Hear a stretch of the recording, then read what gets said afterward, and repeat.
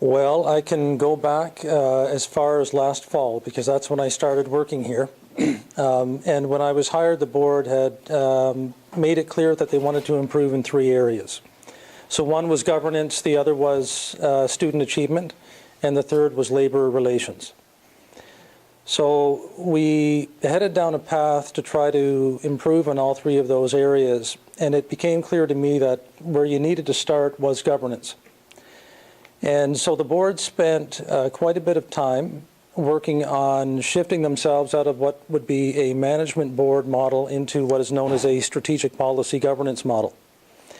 So when you hear that phrase, strategic policy governance, that's what the point of the board's work now is. It's to create the strategic plan. The strategic plan is focused expressly on the improvement of student learning. And then it's to hold the CEO accountable for moving it forward practically, in practice. So that's really where the start of the strategic plan came from. And this fall, the board voted on a whole new set of governance policies, all linked to the idea of strategic policy governance. Now, while we were doing that, we had to get on with the business of improving student achievement. And so last spring, we went out to all of our school sites and conducted a round of public consultations in connection with the strategic plan.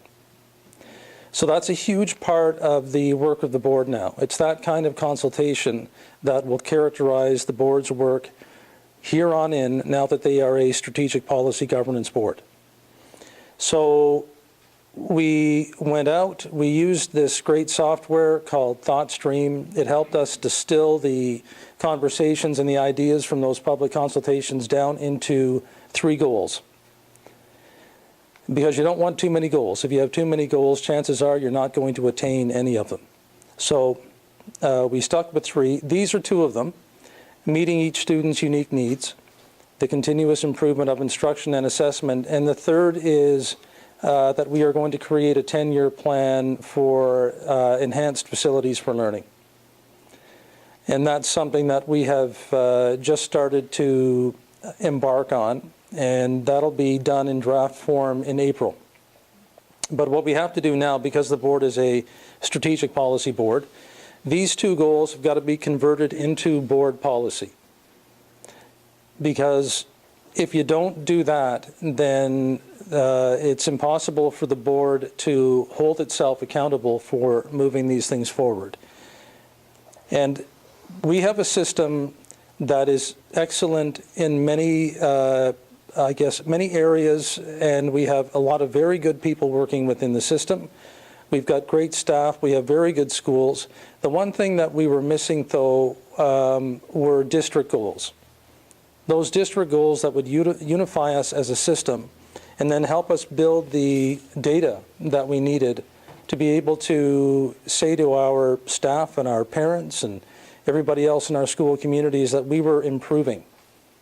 We've set these goals, and how are we doing? Well, we need now to establish policy and then create the practice. For example, with the continuous improvement of instruction and assessment, we're now looking at, we've got Assistant Superintendent Chris Southwick here. She can tell you more about this than me.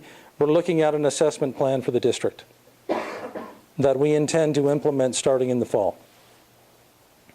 So these are some of the things that we have to put in place as a foundation to moving response to intervention forward. Because a lot of the work you do in response to intervention is predicated on what are called universal screens.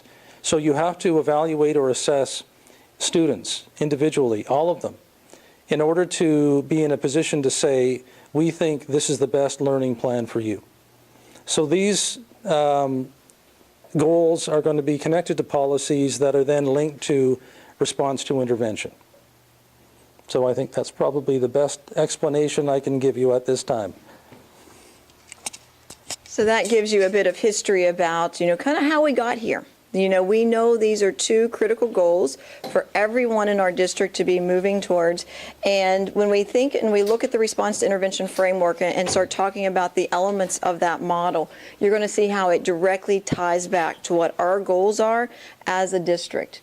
This is something to give consideration to about, why really consider a district-wide framework? Why have a framework that unites everybody in the district with some common language, common goals, common vision? And that's because we have 2,000 employees in over 50 different work sites serving 13,500 students.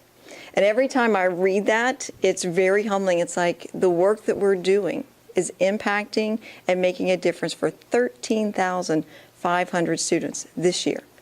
And then that's going to keep continue. So exponentially, we're looking at really supporting students in the most effective, efficient, positive ways that we can as a district. So give you some elements of response to intervention. Why this framework?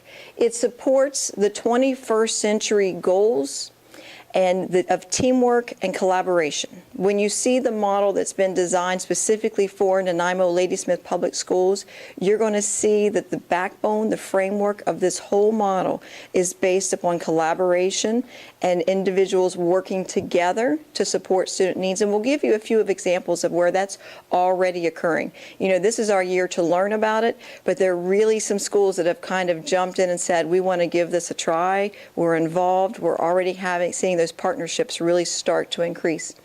It's very proactive in nature. The structure and the philosophies behind response to intervention are very proactive, that we're monitoring students continually, and we will have a system of support regardless of what schools our children go to.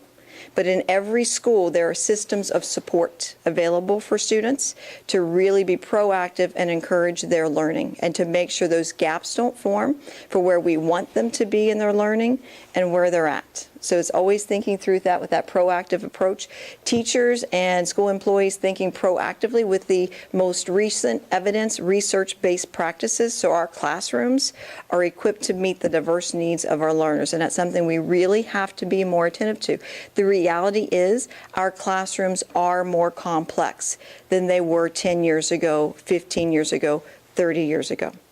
So we have to be thinking through that research and looking how it can make even our learning environments as positive as we can for every student that walks in the doors. And it's also the idea of sharing the most effective practices throughout the district. Dave mentioned that in Nanaimo Ladysmith Public Schools, we have absolute pockets of excellence, wonderful innovation occurring. What we didn't have historically was really a mechanism that allowed us to share those practices across schools and to recognize and value and celebrate those. And that's part of our work with the response to intervention model. I mentioned earlier that I wanted you to see that response to intervention is being utilized in multiple places across Canada. If you look, there are several provinces that have already begun this work. I personally had the opportunity to go to Mississauga last June and work with a team of teachers there because I do a little bit of work with response to intervention and doing workshops in various places. It was, oh, by the way, when I go into the States to do workshops, it's my personal goal to convince them that I have a Canadian accent. So if you go there and people are like, yeah, that's not what Canadians sound like, it's my fault because that's what I'm doing. But I had the opportunity to go to Mississauga, and it was a wonderful experience because what they didn't tell me until after I was under contract to go, they sent me to a school district that French was their first language. They kind of didn't mention that. So I'm going in with just this slight hint of a Southern accent into a district where French is their first language and helping them implement response to intervention. And they were really focused on numeracy in their district. That's sort of where they were at in their growth. For our district, we're really focusing on creating positive learning experiences, learning environments for our students where they become empowered as self-regulated learners. They're equipped with the metacognitive skills to identify what they need to be engaged in the learning process. That's part of our work. And then also looking at really improving our reading comprehension across the district are sort of the two primary goals that we're getting started with here. But so this gives you an idea. If you notice, there are already schools in British Columbia using response to intervention. I find it interesting, if you go into Chris Southwick's office, I can invite you there because I'm not there, but she has a poster up from Richmond School District. And amazingly enough, it's in what shape, Chris? It's a big giant, it's a triangle. Only in Richmond School District, they didn't call it RTI, which is just, they're kind of keeping it under the table. It's what they're doing. Our superintendent said, this is what we're doing. It's what we're going to call it. We want people. We want our parents. We want our teachers. We want our assistant superintendents, our principals to be able to go online, to look at resources, to look at research, and learn about this model. One thing that's interesting is response to intervention, while it gives us some common framework pieces as a district, it's not a cookie cutter approach. It's not that it is going to look exactly the same in every single school. Would you have any guesses about why it's important that it not look exactly the same in every single school? Because we'd be doing what we're already doing. Okay. Could be continuing to perpetuate some things that haven't been as effective. Okay, excellent idea. Any other ideas why it's best not for it to try to make it look exactly the same everywhere? Your communities are different. The students sitting in front of you have different needs. And what's important about this model is it has the flexibility within it that if this year's grade 7s, you know what, guess what? Next year's grade 7s probably aren't going to look exactly the same. They're not going to have the same needs. That's what's powerful about it. It allows us as a district to be responsive to those needs. That if we have groups of children who need more attention, who need more focus, who need more support, we're equipped to be able to deploy our teams to provide that support. And so that's really exciting. And it also honors that each school has that culture and the capacity within each school, while having a framework that's common for all of us. I mentioned that it's happening in schools in British Columbia.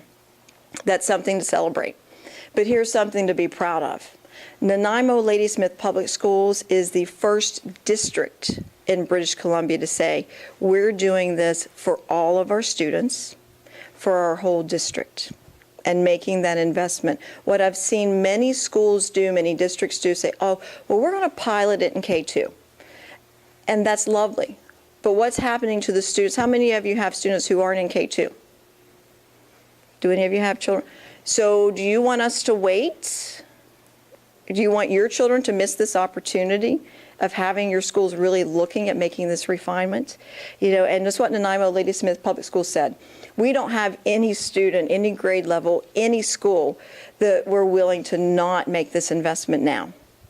And I think that's really something for us as a district and a community to be really proud of. It took a lot of courage to take that step as well. So we're doing this district-wide, and we're really looking at supporting all of our students across the district.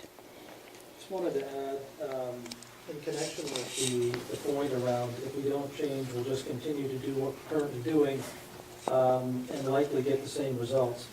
Not all schools are created equal. So the RTI model scaled up across the district means that the senior team has got to apply the same analysis to the system overall. And if there are schools out there that need a little bit more enhanced support than others, then that's what helps drive our decision-making.